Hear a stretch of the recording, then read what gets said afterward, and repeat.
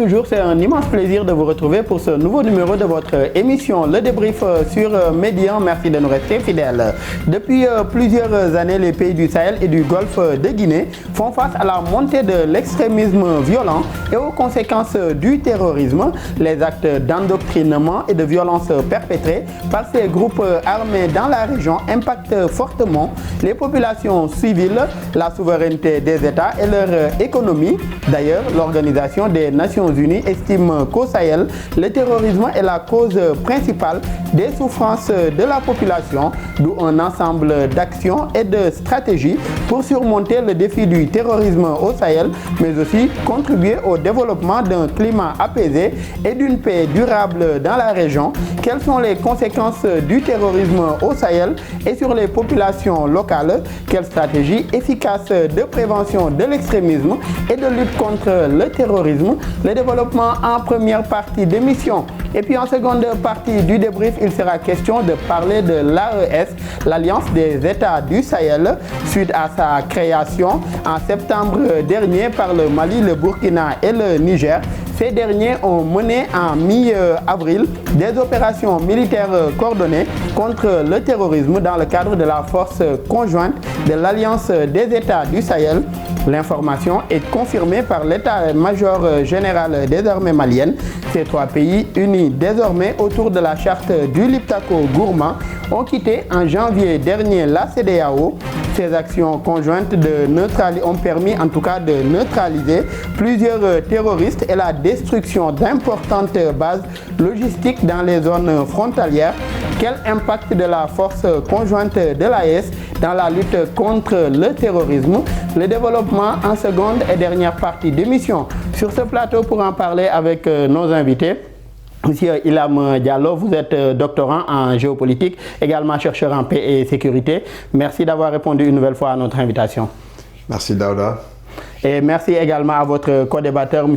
Christian Sambou, docteur Christian Sambou, qui est docteur en sciences politiques et relations internationales. Vous êtes également chercheur sur les questions de paix et sécurité. Merci également, docteur, d'être là avec nous. Merci, M. Sow. Et je reste avec vous. Merci aussi, plaisir partagé. Quelle lecture faites-vous aujourd'hui des conséquences du terrorisme sur la situation aujourd'hui au Sahel ou bien dans ces pays-là du Sahel? Alors, le terrorisme au Sahel, d'abord le terrorisme en Afrique, c'est donc un phénomène assez bien connu maintenant, donc qui n'est plus, dont les conséquences négatives ne sont plus à démontrer. Donc, terrorisme dans la corne de l'Afrique, d'abord, donc avec un groupe bien connu, Al-Shabaab, au Somalie, qui sévit au Somalie, donc dans le lac Tchad, donc avec l'État islamique. Et terrorisme en fait dans le Sahel, plus précisément le Sahel central, donc avec ces trois États que vous venez de citer, Burkina Faso, Mali, Niger, donc avec un groupe aussi assez bien connu qui est AQMI avec ses démembrements. Donc les conséquences des activités terroristes sont désastreuses, donc d'abord sur les populations civiles. Ce sont des conséquences principalement de l'ordre sécuritaire, donc une dégradation sécuritaire qui continue à croître selon des données de ACLED. Donc 6 fois plus de morts depuis 2021.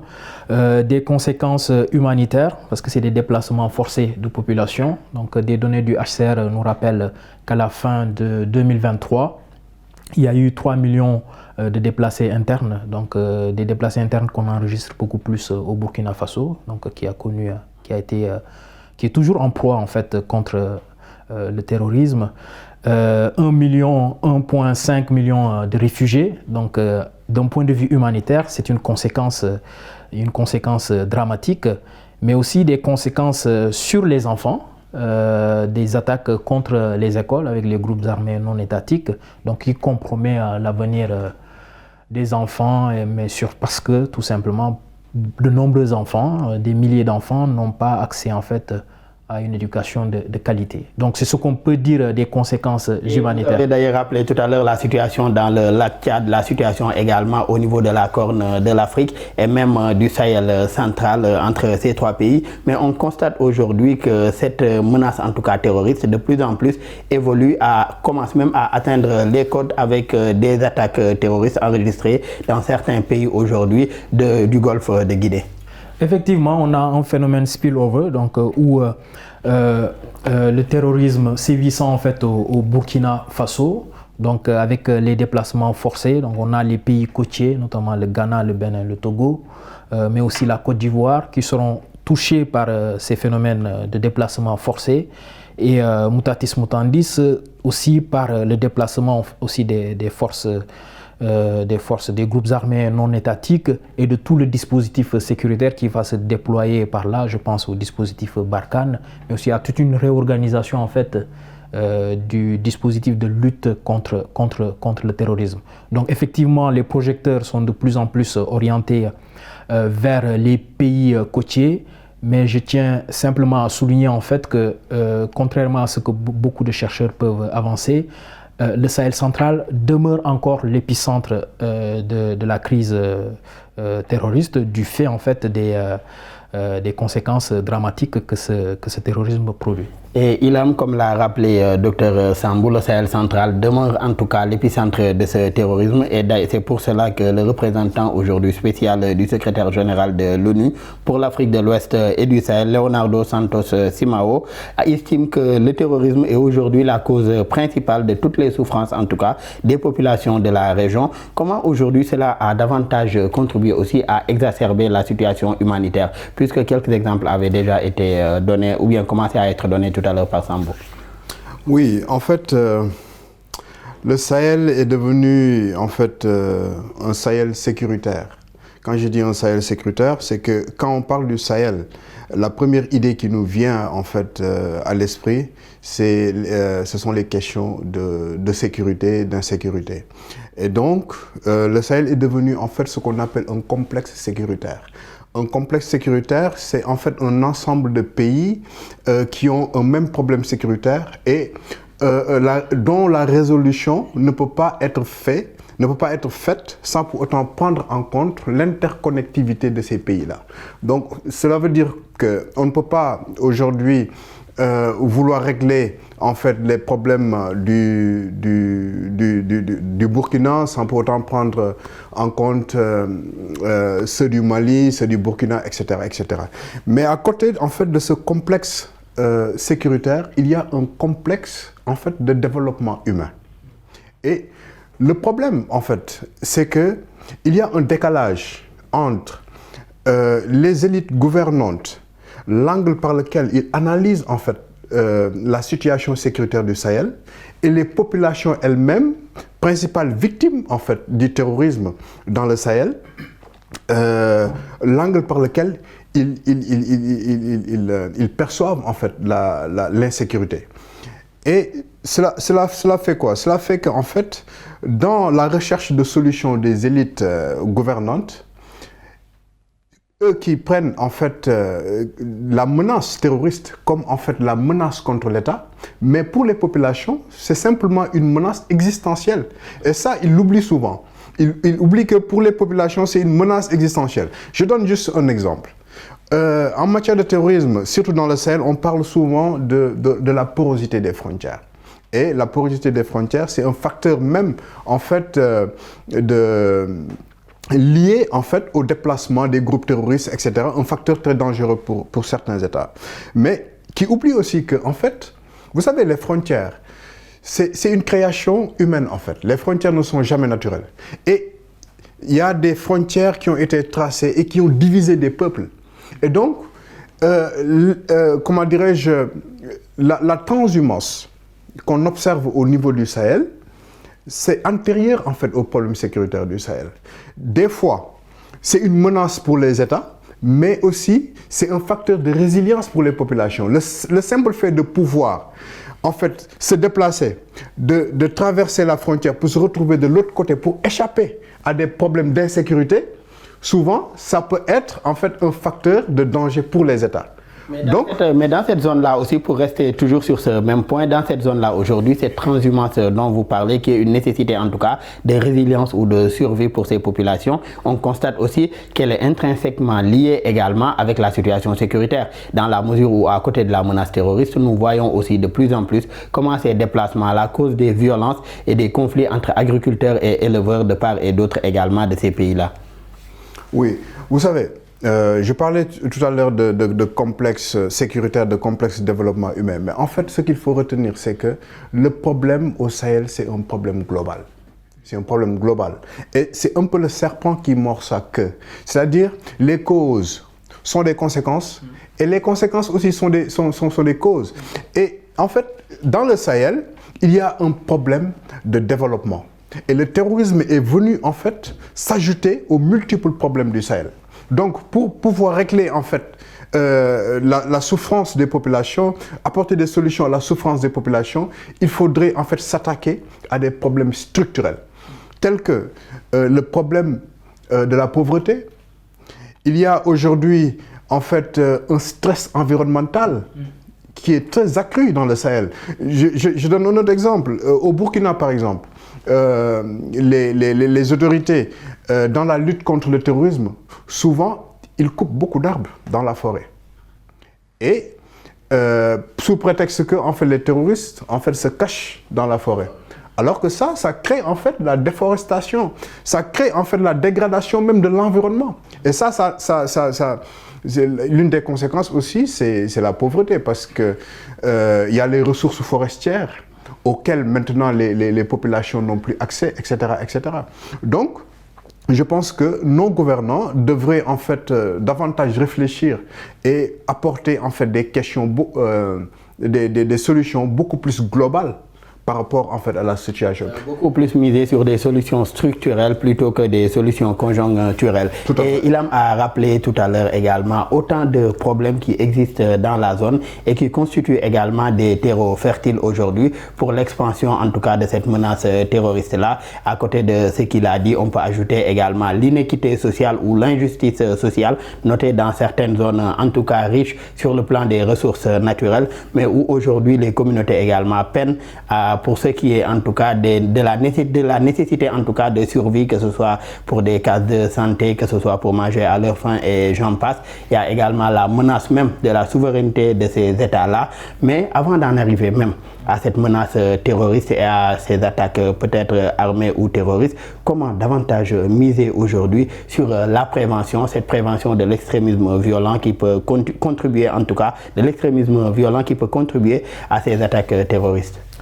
Alors, je pense que la question de la prévention, elle doit être fondée sur ce que disait tout à l'heure le collègue Ilham, sur toujours l'idée d'avoir ce nexus en termes de réponse, nexus sécurité et développement. Dans la réponse en fait, ou dans la lutte contre le terrorisme au Sahel, il y a eu en fait un primat très fort du prisme ou du paradigme du tout sécuritaire qui a fait oublier en fait les problématiques de développement, les problématiques socio-économiques qui parfois ont été en fait à la base des conflictualités. Dans l'espace sahélien, certains phénomènes d'extrémisme violent ou certaines constitutions de groupes armés non étatiques se sont basés, donc ont pris leur source en fait de frustration relative, de frustration sociale, de groupes en fait qui ont été longtemps stigmatisés ou qui ne se sont pas retrouvés dans la question de la gouvernance des États. Ça évoque la question de la transhumance. Quelle place on accorde en fait à des peuples qui sont des peuples transhumants? Quelle place on accorde à des cultures, à des groupes qui sont dans l'élevage, donc qui sont moins sédentarisés que d'autres. Donc le modèle de gouvernement que nous avons dans nos États, le manque parfois de pédagogie en fait dans cette gouvernance a conduit à des frustrations et de la récupération de la part de groupes soit internes ou externes, ce qu'on appelle aujourd'hui le terrorisme, d'où ce phénomène multiforme. Donc la prévention du terrorisme, en adoptant ce nexus en fait de gouvernance, de développement, mais aussi de sécurisation, doit surtout travailler sur la confiance entre ces populations et les gouvernants. Je pense que c'est le point de départ. on veut faire État, on veut constituer État-nation, donc il faut un travail pédagogique sur c'est quoi une nation, c'est quoi un État-nation, quel est le contrat social entre les gouvernants et les populations, et par rapport à ce contrat social, répondre aux besoins économiques, répondre aux besoins psychologiques. Il a évoqué tout à l'heure tout ce qui est stress parce qu'il y a déforestation, parce qu'il y a des bombardements, des frappes aériennes. Donc travailler sur toutes ces questions. D'abord, c'est la partie pédagogique qui peut permettre une prévention. L'autre aspect de la prévention, c'est tout ce qui est formation en fait de nos populations. J'ai évoqué tout à l'heure l'impact sur l'éducation, y compris l'éducation des enfants. Nous avons en fait des populations dans la partie sahélienne, une grande majorité en fait qui n'est pas alphabétisée ou qui n'est pas scolarisée. En tout cas, il y a tout un travail de réforme autour des programmes scolaires. Quand je parle de réforme, j'utilise le mot exprès. L'idée, c'est pas juste de construire l'éducation exclusivement sous le modèle occidental comme on l'a compris, mais les écoles coraniques, en fait, quand je vais en mission au Tchad, sur 100 personnes que vous interviewez, bon, 70 peuvent vous dire en fait que oui, j'ai accès à l'éducation, mais quel type d'éducation? Il te dira, c'est pas l'éducation formelle telle que vous la connaissez, mais c'est plutôt l'école coranique. Donc, il faut penser... Le point que vous abordez, Christian, est d'autant plus important aujourd'hui que ces écoles dont vous parlez, c'est-à-dire cette formation différente en tout cas de l'éducation à l'occidentale que nous connaissons, à travers ces écoles de pensée liées à des religions comme l'islam, les écoles coraniques, cela peut également contribuer même à lutter en tout cas contre l'endoctrinement des jeunes dans la mesure où ça montre en tout cas un vrai visage de l'islam aujourd'hui, différent en tout cas de cet extrémisme religieux-là qu'on veut faire passer aujourd'hui pour l'islam et qui ne l'est pas. Tout à fait en fait. Donc la prévention, elle doit d'abord être ça. Donc comprendre en fait quand on parle d'islam, de quoi est-ce qu'on parle exactement. Comprendre c'est quoi le djihad. D'accord, que voilà que le djihad c'est pas forcément lié à la violence, donc déconnecter les mots terrorisme djihadiste, savoir quel est le contenu, savoir aussi c'est quoi un acte terroriste, parce que le terrorisme c'est une notion floue. La notion la plus concrète, c'est l'acte terroriste, c'est l'acte de terrifier. Donc, l'objectif recherché, c'est terrifier des gens, c'est de la communication. Donc, pouvoir, dans l'enseignement, dans l'éducation, expliquer tout cela et arrêter certains amalgames, certaines stigmatisations qui viendraient dans certains États à considérer en fait que tel groupe... parce qu'il défend ses intérêts, ses ressources naturelles est forcément en complicité ou en intelligence avec des groupes armés terroristes. Donc même dans le monde académique, le monde de la recherche, beaucoup de confusions sont faites, beaucoup de termes sont utilisés et on oublie en fait que derrière le terme terrorisme lui-même, il y a tout un agenda politique. Le phénomène existe, l'acte terroriste existe, il y a des groupes armés terroristes, on ne le nie pas du tout, mais le terrorisme est devenu aujourd'hui aussi un instrument politique, un instrument de réel politique. Donc dans notre manière de prévenir aussi, il y a tout cet enseignement à apporter. Et je finirai juste par un point sur la question de la prévention. C'est la partie en fait dans la lutte contre le terrorisme qui demande le plus de moyens. Parce que vous imaginez que les moyens financiers en termes de développement, c'est considérable. Souvent, les États donc, ont ce parti pris là d'aller vers le sécuritaire, pensant que parce que ça exigerait moins de moyens, donc il faut aller, parce que c'est en temps court aussi, donc il faut aller vers ça. Mais c'est une grosse erreur. Donc il faut aller vers le nexus. C'est complexe. On est dans des régions très complexes. Dans des conflits régionaux complexes. Donc il faut prendre en fait à bras le corps toutes ces complexités, mais prioriser, donc passer par les questions. Comme vous l'avez, allez-y. Si vous le permettez, et c'est l'une des grandes conséquences en fait du terrorisme aujourd'hui, parce que les États sont obligés maintenant de déployer beaucoup de moyens pour en fait la sécurité, et au détriment en fait des autres secteurs. Et ça contribue aussi à la relation sécurité et développement doivent être... Voilà, tout à fait. Mais j'aimerais rebondir sur un fait qu'il a souligné tout à l'heure, qui est très intéressant. Et aussi, c'est par rapport, en fait, aux conséquences du terrorisme. Il a parlé de poids psychologique. n'est-ce pas? Il y a une étude qui a montré que aux États-Unis, en Norvège, en Israël, les attaques terroristes qui sont perpétrées avant des examens scolaires voient en fait le taux de réussite des élèves baisser drastiquement. Donc ça, c'est un choc psychologique en fait. Vous comprenez, c'est un choc psychologique parce que simplement, souvent les gens, ils sont martyrisés. Et comme il a dit, le terrorisme, c'est terroriser les gens. Et quand une population, elle est terrorisée, donc cette population n'est même plus capable mentalement de pouvoir, en fait, voilà, tout à fait.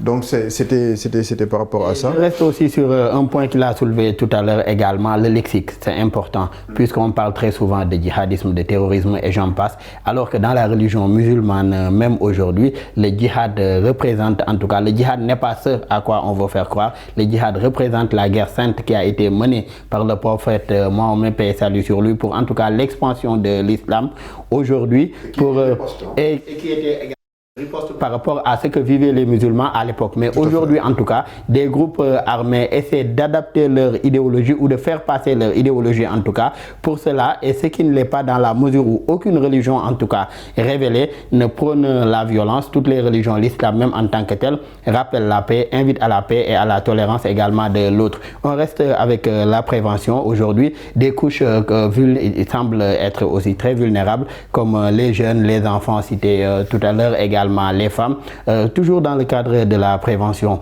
Comment faire aujourd'hui de ces types d'acteurs-là, des vecteurs en tout cas de paix et même de développement, aller vers cette corrélation, comme vous l'avez dit, paix, sécurité et développement, et éviter le tout militaire, comme on le voit même présentement avec les autorités en tout cas de transition de ces trois pays?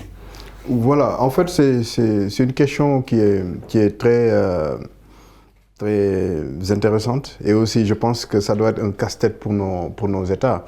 Aujourd'hui, si on prend par exemple l'exemple du Mali, vous voyez comment Amadou Koufa, il a pu en fait embarquer des centaines de jeunes Peuls dans le Katiba Massina.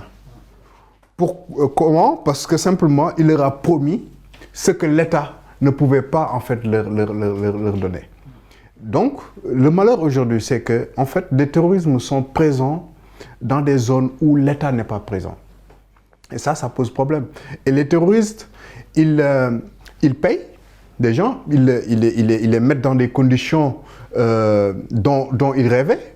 Et dans certaines localités, j'ajouterais même que dans certaines localités, ils se substituent à l'État, collectent l'impôt et le redistribuent en tout cas aux populations. Tout à fait. Donc, en fait, la présence de l'État partout sur le territoire, ça c'est d'abord important. Et ça c'est aussi le problème en fait de nos États qui ont des territoires très vastes et qui n'ont pas les moyens véritablement de pouvoir avoir un maillage sécuritaire administratif en fait sur toute l'étendue du territoire. Et il y a un phénomène même qu'on appelle le phénomène du Nord.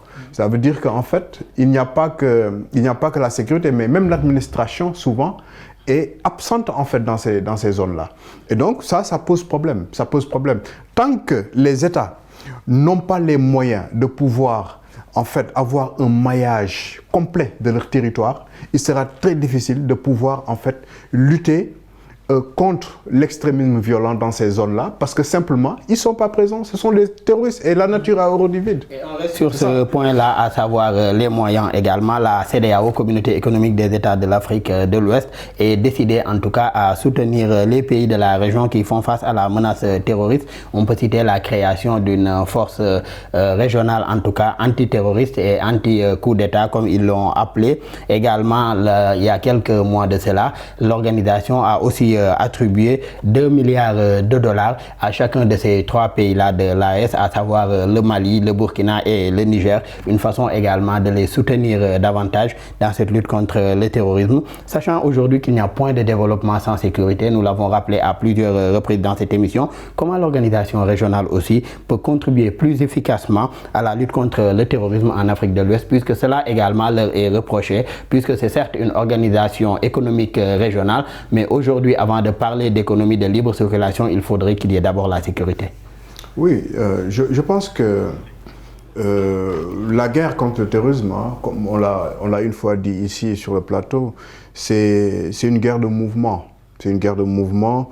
Les groupes djihadistes, ils se déplacent rapidement et de manière très efficace. Et donc, pour pouvoir leur mener la guerre, il faudrait aussi qu'il y ait une coordination en fait de différentes forces. Et c'est là où en fait, je pense que c'est pertinent que la CEDEAO puisse en fait disposer d'une force en fait globale, hein, d'une force inter-État pour pouvoir en fait mener la guerre en fait contre ces terroristes-là. Une coordination des différentes forces, en tout cas pour faire face à la menace terroriste, c'est d'ailleurs ce que souhaitent des pays comme le Mali, le Burkina et le Niger, raison pour laquelle ils se sont réunis aujourd'hui au sein d'une alliance dénommée l'Alliance des États du Sahel, AES, régie en tout cas par une charte appelée charte du Liptako Gourma. Ce sera la thématique en seconde partie d'émission.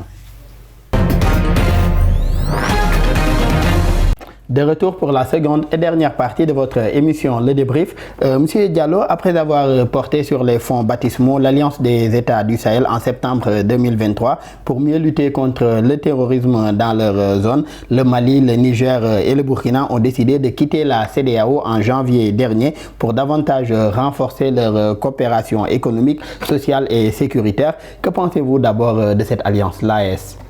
Bon, ils n'ont pas encore quitté la CEDEAO. Hein. Ils disent avec effet immédiat. Avec effet immédiat. Mais en fait, dans les textes de la CEDEAO, pour pouvoir quitter la CEDEAO, il faut au moins 12 mois. C'est un processus, c'est un long processus. Hein. Mais par rapport à ces 12 mois-là également, oui, les autorités maliennes, burkinabées et nigériennes également se veulent clairs. Ils disent que du moment que la CEDEAO a d'abord violé ces textes aujourd'hui, en infligeant ces sanctions économiques qui ont été lourdement ressenties par leur population, eux également, ils ont fait de même en quittant avec effet immédiat, puisque la CEDEAO a été la première, selon eux en tout cas, à violer ses propres textes. Oui, oui. Et je pense que même, hein, ils ont juste fait une déclaration. Mais bref, moi je pense que ces trois pays-là, que ce soit le Niger, le Mali et le Burkina, ils se sont sentis lésés par la CEDEAO. Ils ont eu des problèmes sécuritaires, des problèmes liés au terrorisme. Et la CEDEAO, on n'a jamais en fait senti le soutien de la CEDEAO à l'endroit de ces pays-là. Et en 2012, quand le Mali avait été attaqué, vous avez vu, la CEDEAO avait décidé d'envoyer une force et finalement, on n'a pas vu d'intervention de la part de la CEDEAO. Et la CEDEAO s'empresse à proférer des sanctions contre ces pays-là quand il y a un coup d'État militaire. Et ce deux poids, deux mesures, mais ces sanctions sont conformes. Si on reste avec les textes que vous avez soulevés tout à l'heure, ces sanctions sont conformes au texte de la CEDEAO qui réfute également toute prise du pouvoir de façon anticonstitutionnelle. Non, je suis d'accord. Je suis d'accord. Mais vous savez, il y a des problèmes internes au niveau de la CEDEAO. Il y a des coups d'État constitutionnels qui ont été perpétrés dans l'espace CEDEAO et la CEDEAO n'a pas pipé mot. Et maintenant, quand il y a un coup d'État militaire, la CEDEAO veut en fait user regardez ce que la CEDEAO a voulu faire au Niger. Et ça, pour moi, c'était la goutte d'eau qui a fait déborder le vase. Parce que déjà, lors de sa création en 1975, la CEDEAO n'avait pas vocation à intervenir militairement et non plus à s'insérer en fait dans les affaires internes en fait des pays. Donc, je pense que ça se voyait venir. Ça se voyait venir. Il y a eu les sanctions contre le Mali, il y a eu les sanctions contre le Burkina, la menace d'intervention militaire contre le Niger, et tout ça, ça a contribué à l'alliance en fait de ces trois pays-là qui partagent beaucoup de choses, hein, qui se partagent beaucoup de choses. Et déjà, quand on voit par exemple le Sahel, la manière dont le Sahel en fait est composé géographiquement. Sur le plan sécuritaire, on a deux corridors. Il y a le corridor qui part du nord Mali et qui touche la Mauritanie un peu et aussi le Burkina. Et un autre corridor qui part du nord-est du Nigeria, le Niger qui passe par le Niger, le Cameroun, le Tchad, etc., etc. Et en fait, ces pays-là sont les trois pays qui sont pris entre ces deux corridors-là. Et aussi, l'autre chose qu'ils se partagent, c'est que ce sont 3 pays qui sont dirigés par des militaires, par des putschistes. Et 3 pays dirigés par des militaires. On reste sur ce point-là, Christian. Ils se sont sentis lésés, si l'on reprend les propos de Ilham Diallo, par l'organisation. Mais aujourd'hui, quitter l'organisation également, n'est-ce pas risqué, surtout pour les populations de ces pays, dans la mesure où des engagements avaient été pris par ces militaires-là au pouvoir pour une transition pour une durée bien déterminée. Aujourd'hui, si ces engagements, ils répondent plus devant une organisation comme la CEDEAO ou une autre organisation à qui ils rendent compte. On a le cas dans un des pays aujourd'hui où la transition est arrivée à terme. On n'a aucune idée par rapport à une date des élections et ce qui doit suivre. Est-ce que là aussi ça ne pose pas un problème? Alors moi je suis quand même assez content que vous fassiez le lien dans votre question de la naissance en fait de l'AES, qui a été instituée par la charte du Liptako Gourma, avec la crise en fait, la crise qui semble y avoir dans la CEDEAO, et de faire jouer en fait ces 2 plateaux ensemble, puisque l'AES en s'instituant, en naissant en fait, crée aussi une zone de sécurité collective en fait qui s'oppose à la CEDEAO, et donc ils disent il faut sortir de la CEDEAO. Et donc dans l'avenir, il se pourrait qu'on ait des confrontations en fait entre 2 zones communautaires régionales. Bon, j'espère que ça pourrait aussi être de la complémentarité. Ça pourrait être de la complémentarité. Exactement, ça pourrait être de la complémentarité. Mais il faut, il me semble, M. Sow, s'apercevoir d'une chose, et c'est en lien en fait avec le sujet précédent sur le contre-terrorisme. L'Alliance des États du Sahel va naître parce que ces 3 États ont en partage plusieurs réalités, des réalités sécuritaires, politiques, économiques, humanitaires, je l'ai évoqué tout à l'heure. Dans la lutte contre le terrorisme de manière générale, il y a eu, il me semble, 3 temps forts. Il y a eu d'abord la lutte contre le terrorisme des forces armées nationales. Chaque État, de manière plus ou moins souveraine, essayait de gérer dans son territoire national cette question du terrorisme. Le Mali, depuis 2000, précisément en 2021, sous ATT, on luttait déjà contre les affres du terrorisme. Alors, dans ce premier temps, on va constater immédiatement les limites des armées nationales, en termes de formation des hommes, en termes de capacité tactique, mais aussi approche stratégique de la lutte contre un phénomène pluriel. En termes de logistique. En termes de logistique, exactement, c'était très important. Et le deuxième temps a été, donc, on a des limites, faisons appel à l'international. Donc vous vous rappelez en fait de cette lettre de Diokounda Traoré qui va appeler la France à l'aide. Donc plan Serval qui va devenir Barkhane, mais aussi qui va s'ouvrir à MINUSMA. Donc on est dans une approche multilatérale de lutte contre le terrorisme. Ce deuxième temps-là, il a été plus long et n'a pas obtenu les résultats escomptés. Donc les résultats ont été mitigés. Donc les frustrations ont véritablement commencé à partir de là. D'abord au Mali, et ça va s'étendre dans toute la région. Et le troisième temps, exactement, c'est ce temps qui va récupérer toutes ces frustrations-là. Ces États vont dire, comment se fait-il qu'on ait eu déployé combien 40 000 hommes sur notre territoire. Quand vous prenez la MINUSMA, les casques bleus, vous prenez la force Barkhane, plus les armées des autres pays, on était presque à 50 000 hommes. Dans ce troisième temps-là, les États tirent la conclusion que pour véritablement lutter contre le terrorisme, il faut être souverain.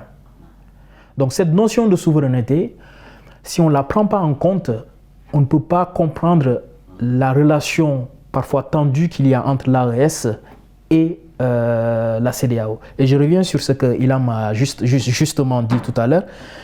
Cette impression que la CEDEAO n'a pas été assez solidaire à l'endroit du Burkina, du Mali, du Niger, a conduit à la situation à laquelle nous sommes aujourd'hui. Manque de solidarité, ici ajoute une sorte, passez-moi le terme, d'arrogance de sanctionner et d'outrepasser les textes en fait de l'organisation, comme la fermeture des ports. Aucun texte de l'organisation en fait n'institue qu'on peut fermer c'est une violation en fait des textes de la CEDEAO. Et donc ce sont des États qui en certains moments se sont dit, pour lutter contre ce phénomène, les mécanismes multilatéraux sont peut-être bien, mais sont limités. Donc il nous faut aller vers des mécanismes souverains. Et donc parce qu'on a des réalités en partage, créons une organisation telle que l'AES. Après, l'AES, ça peut être salutaire, mais il faut être prudent. Il faut être prudent à ce que l'AES ne soit pas le début de l'implosion de la CEDEAO. On va rester sur ce point. Vous parlez tout à l'heure de mécanismes limités. D'ailleurs, constatant aujourd'hui ces mécanismes limités de tous ces partenaires internationaux, que ce soit la MINUSMA, la France ou bien les alliés européens qui s'étaient déployés dans cette zone du Sahel, les actuelles autorités, en tout cas, ces autorités de transition, ont demandé le retrait pur et simple de ces forces-là pour reprendre en main leur souveraineté et gérer elles-mêmes leur sécurité. Et sur ce point-là aujourd'hui, quels sont selon vous les défis en tout cas à relever par cette alliance-là, l'alliance des États du Sahel, pour mieux faire face à la menace? Alors donc, il y a cette question de remise en cause des mécanismes de stabilisation, tout ce qui est MINUSMA, etc. Ils disent on n'en veut plus. D'accord? Ça a des conséquences. C'est des fonds, des financements qui sont coupés, c'est des départs. Un exemple, une masse qui est spécialisée dans les mines, en fait, quitte.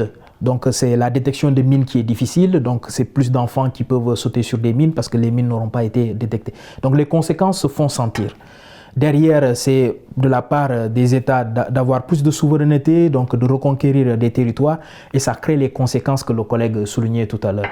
Des bombardements aériens, déforestation, psychose sur les populations. Donc on n'est pas encore sorti de l'auberge. Pour le cas du Mali, on voyait à chaque fois qu'aujourd'hui la MINUSMA se retirait d'une base, on avait l'impression que c'était la course entre l'armée nationale malienne et les groupes terroristes qui cherchaient à reprendre le contrôle de ces bases. Exactement, on n'est pas encore sorti de l'auberge et il faut beaucoup d'intelligence pour ne pas reproduire en fait les erreurs passées.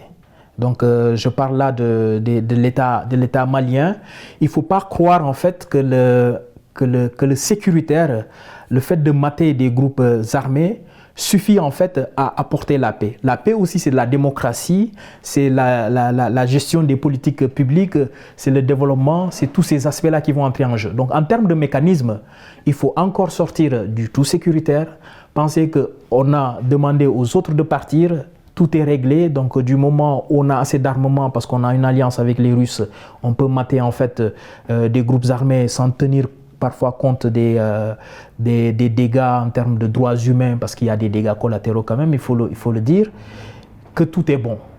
Non, tout n'est pas bon, il y a des mécanismes non sécuritaires qu'il faut mobiliser et il me semble que c'est sur ces mécanismes-là qu'il faut d'autant plus travailler en fait que sur l'aspect véritablement sécuritaire qui reste important puisque c'est ce qui va garantir la souveraineté en fait sécuritaire de ces États. Et aller au-delà donc du tout sécuritaire ou du tout militaire et essayer de miser également sur d'autres leviers. Et il a dans un communiqué diffusé en mi-avril, l'état-major général des armées maliennes a annoncé que des opérations ont été menées par les forces armées du Burkina, du Mali et du Niger dans le cadre de la force conjointe appelée force conjointe de l'AES contre le terrorisme. Quelle lecture aujourd'hui faites-vous de cette volonté des trois pays de coordonner davantage leurs interventions militaires pour lutter plus efficacement contre le terrorisme, même si on sait que tout à l'heure a été rappelé en tout cas les limites de ce tout militaire-là?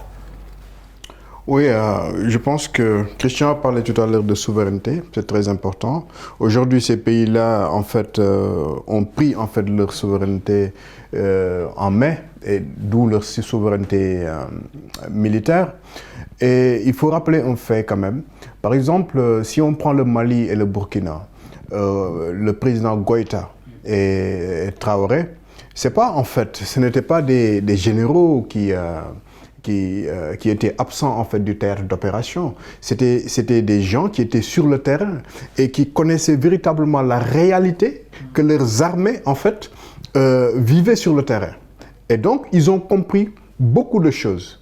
Et je pense que c'est l'une des raisons pour lesquelles d'ailleurs la décision de sortir de la CEDEAO et de faire partir en fait les forces internationales. C'était le cas aussi de Damiba, c'était le cas de Damiba qui était aussi sur le terrain dans le cadre de cette lutte contre le terrorisme, mais une fois au pouvoir, on a vu ce qui s'en est suivi également. Oui, mais en fait, quand on écoute par exemple les discours de Traoré, de Goïta, on comprend beaucoup de choses, on comprend entre les lignes. J'ai entendu une fois le capitaine Traoré dire qu'en fait, les Occidentaux, que ce soit la France, les États-Unis, etc., ils ne voulaient même pas leur vendre en fait des armes létales. Il y avait en fait une restriction sur les armes en fait qu'ils leur vendaient. Et par exemple, la France, quand ils partaient en France pour acheter des armes, ils leur disaient que nous, on ne peut pas vous vendre des armes létales. Maintenant, c'est des pays qui sont censés se battre contre le terrorisme. Et vous dites que non, vous ne leur vendez pas des armes létales. C'est pourquoi? Et donc, moi, je pense que ils ont compris, en fait, une certaine situation par rapport qui est liée véritablement à la politique, en fait, des grandes puissances. Parce qu'il faut le dire, les grandes puissances n'étaient pas... Leur présence dans le Sahel n'était pas, en fait, pour les beaux yeux des Burkinabés, des Maliens ou bien des Nigériens, mais c'était pour leurs propres intérêts aussi. D'où le choix aussi de ces 3 pays que sont le Mali, le Burkina et le Niger, de diversifier également leur partenariat militaire en s'ouvrant à d'autres pays comme la Russie, la Chine, la Turquie et autres. Et l'Iran aussi. Et l'Iran aussi. Donc, vous l'avez dit, hein, aujourd'hui, ils ont aussi d'autres partenaires. Le plus grand partenaire, je pense que c'est la Russie. Il y a l'Iran, il y a la Turquie, etc., sur le plan même de l'armement. Donc, eux, ils savent en fait ce qui les attend sur le terrain. Et je pense que donc, c'est une question de souveraineté que de prendre en fait leur destin en main. C'est la raison pour laquelle ils mènent en fait ces opérations conjointes. Mais cela n'empêche que chaque pays individuellement aussi mène des opérations. Parce qu'aujourd'hui au Burkina, il y a une lutte ardue qui se fait au niveau des frontières. Parce que le Burkina veut en fait maîtriser ses frontières. Au Mali, vous avez entendu récemment que en fait ils ont démantelé en fait des bases de djihadistes et détruit leur matériel, etc., Il y a une lutte qui est en train de se faire et ils ont même l'impression, et les observateurs ont même l'impression que actuellement, en fait au Mali, au Niger, au Burkina, les opérations militaires se passent mieux que quand il y avait ces forces étrangères sur leur sol. La question de la souveraineté soulevée depuis tout à l'heure. Et docteur Sambou, comment avez-vous aujourd'hui à éviter en tout cas de commettre les mêmes erreurs qu'on avait eu à avoir avec la force aujourd'hui du G5 Sahel, organisation qui, je le rappelle, n'existe quasiment plus puisqu'il ne reste que 2 membres, la Mauritanie et le Tchad? Je pense que, alors, comment éviter les erreurs, on verra en fait dans le futur. Mais ça a été déjà pris en compte par la charte du Liptako Gourma qui, par exemple, en son article 5, mais aussi 6, formule une sécurité collective. L'idée étant en fait, si un pays venait à être agressé par un groupe, on parlait de terrorisme, donc un groupe terroriste, même une rébellion en fait, que les autres États, les autres parties avaient le devoir, c'est le mot qui est utilisé. Attaque contre leur propre pays. Exactement, c'est le principe en fait de la sécurité collective de la charte de San Francisco. C'est comme si ça a été copié-collé, ça a été revu. Donc on crée là une architecture de défense.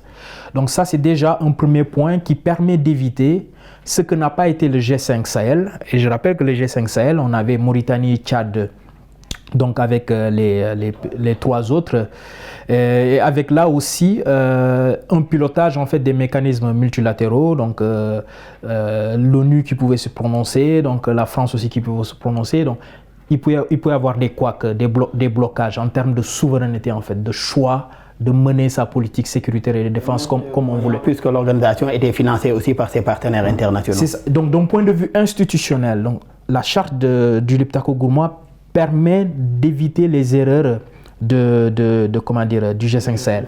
Alors, l'autre problème qu'avait le G5 Sahel, c'est le problème de financement. Ce problème de financement, le financement devrait venir des partenaires bilatéraux et multilatéraux. L'AES, à travers sa charte Liptako Gourma encore, semble comprendre en fait que qui finance commande, donc demande à ce que les États parties eux-mêmes financent la défense de leur pays. Donc l'argent ne viendrait pas d'ailleurs, ça viendrait en fait de l'État lui-même. L'autre aspect que ces États prennent en compte, c'est la liberté de mettre en place des organes, des mécanismes en fait qui peuvent être militaires, diplomatiques, économiques, pour lutter en fait contre toutes les menaces dans leur État. Et d'ailleurs c'est dans ce sens, ça c'est l'article 3 de la charte, c'est en ce sens en fait qu'a été créée la force conjointe. Donc cette force conjointe est un parallèle du G5 Sahel qui a implosé complètement depuis le retrait du Mali. Et donc, ça permet d'éviter l'inefficacité, l'inertie du G5 Sahel. Après, il faut faire attention à ce que l'Alliance des États du Sahel, dans sa doctrine de défense, interpellant la CEDEAO comme potentielle menace, en fait, ne passe pas effectivement dans les faits à considérer que cette CEDEAO est une menace. Mais non, il faut être dans une complémentarité, considérer que l'architecture de défense du continent africain, donc, mais aussi l'architecture de défense et de sécurité de la CEDEAO doivent être complémentaires de ce qu'eux ils créent, qu'ils sont sous la CEDEAO et non pas au-dessus de la CEDEAO, que la CEDEAO n'est pas une menace, que la CEDEAO est un potentiel partenaire. Et par rapport à... Allez-y. Oui, en fait, je pense que aussi, on ne doit pas considérer que la question en fait militaire, la question de sécurité, parce que aussi il y a encore une fois une question de développement aussi, parce qu'il faut rappeler que en fait ces trois pays réunis, ils n'ont pas d'accès à la mer, ils n'ont pas de port, d'accès au port. Ils passent souvent par le Togo, par le Bénin, par le Sénégal, par la Côte d'Ivoire, des pays de la CEDEAO. Et aussi il faut rappeler que en fait les trois pays réunis, c'est 8% du PIB de la CEDEAO, uniquement 8% du PIB de la CEDEAO. Donc, il se pose des problèmes de développement, des problèmes de pauvreté aussi. Et ce sont des questions auxquelles ils doivent aussi pouvoir répondre. C'est là où je voulais en venir. Si on reste sur ce problème de développement, est-ce le rôle aujourd'hui d'autorité de transition? Si l'on sait qu'ils sont là pour une transition bien déterminée et une durée bien déterminée, est-ce que cette tâche ne doit pas plutôt être dévolue à une équipe élue, à une équipe démocratiquement élue ou bien un président démocratiquement élu? La question du développement. Voilà, en fait, c'est un problème qui est complexe actuellement dans ces pays-là et aussi en Guinée. Il y a en fait des militaires au pouvoir et j'ai comme l'impression que ces militaires ne veulent pas véritablement céder le pouvoir. Mais aussi, je pense qu'il ne faut pas avoir peur en fait des militaires, parce qu'on a eu quand même en Afrique des exemples de pays qui ont été changés totalement, dont le cours de l'histoire a été changé par des militaires. On peut prendre Rawlings au Ghana, on peut prendre Obasanjo au Nigeria, au Rwanda, Kagame, Kadhafi en Libye. Même sur le plan international, l'homme politique le plus célèbre de la France, c'est le général de Gaulle. Donc les militaires ont toujours en fait fait leur preuve. En fait, bon, il y a aussi d'autres exemples où voilà, tout à fait. Et donc je pense que il se pose aussi un problème de démocratie, un problème de gouvernance. Et je pense que en fait, c'est des affaires internes. Aujourd'hui, la CEDEAO, avec l'AES, la CEDEAO ne dispose d'aucun moyen pour en fait mettre la pression sur ces dirigeants-là à pouvoir en fait organiser en fait un processus électoral fiable qui peut en fait organiser en fait la transition du pouvoir vers les civils. Et donc on verra comment ça va se passer, mais c'est une question à mon avis un peu sensible. Ces trois pays-là, avec leurs nouveaux partenaires internationaux en tout cas, renforcent davantage leur armement et même leurs moyens de surveillance de leur territoire, avec aujourd'hui des drones, des avions de chasse, des armements encore d'autant plus sophistiqués et aussi le partage de renseignements entre les trois. Aujourd'hui, comment jugez-vous cette gestion en tout cas de la menace terroriste dans cette zone Sahel par les pays de l'AES? Oui, en fait, vous savez, eux, ils partagent les mêmes réalités, ils partagent les mêmes menaces. Et donc, je pense que ça relève de la plus grande pertinence que de pouvoir en fait s'associer dans la lutte contre le terrorisme. Et je pense qu'ils devraient aussi s'ouvrir même, au-delà des problèmes en fait avec la CEDEAO, ils devraient en fait s'ouvrir à d'autres pays. Je l'ai dit ici sur le... Les textes prévoient cela. Les textes prévoient aujourd'hui que d'autres pays peuvent être membres de l'AES s'ils le souhaitent, ou bien même être partenaires de l'AES. C'est prévu par les textes en tout cas, par la charte du Liptako. Tout à fait. Parce qu'en fait, vous savez, je l'ai dit ici un jour sur ce plateau-là, les terroristes en fait, leur objectif c'est de pouvoir atteindre les côtes. Vous comprenez? Donc, les pays qui sont sur les côtes, que ce soit le Bénin, le Togo, la Côte d'Ivoire, le Sénégal aussi. Vous savez, le Burkina constitue en fait un barrage pour les terroristes. pour qu'ils puissent accéder en fait au niveau du Bénin, du Togo, de la Côte d'Ivoire. Le Mali constitue un barrage pour le Sénégal aussi. Et donc, que ce soit le Bénin, le Togo, la Côte d'Ivoire, le Sénégal, ils doivent pouvoir en fait aussi prêter main forte militairement à ces pays-là pour que le terrorisme ne puisse pas en fait se propager aussi en tout cas plus largement, ne puisse en fait les atteindre. Et je pense que ces pays-là aussi doivent donner la voix et doivent s'ouvrir.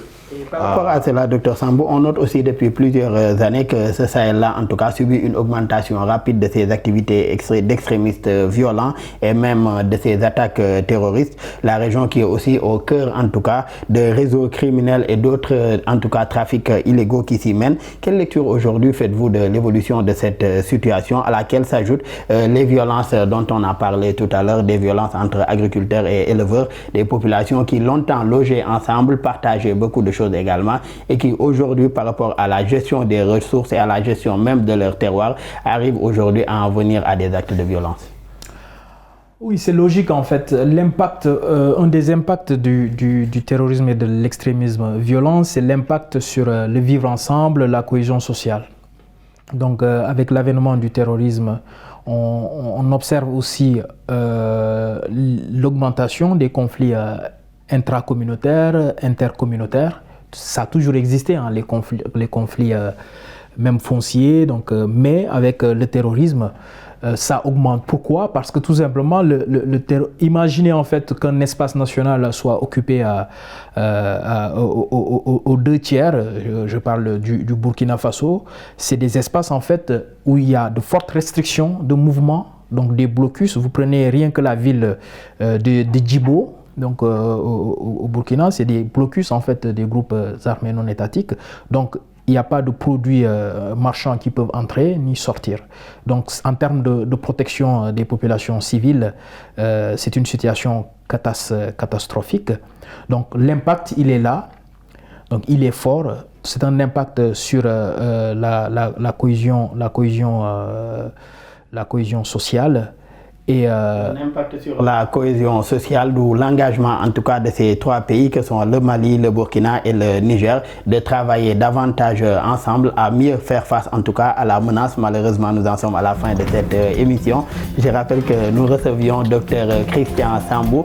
Vous êtes docteur en sciences politiques et relations internationales, également chercheur sur les questions de paix et sécurité. Merci encore d'avoir été avec nous. Merci à vous, M. Sow. Je vous remercie pour l'accueil.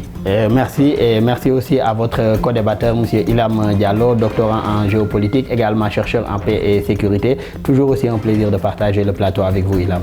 Tout le plaisir est pour moi. Merci également aux collègues de l'équipe technique pour les facilitations, ça vient et la réalisation de cette émission. Merci à vous tous qui nous suivez et très bonne suite de programme sur nos antennes.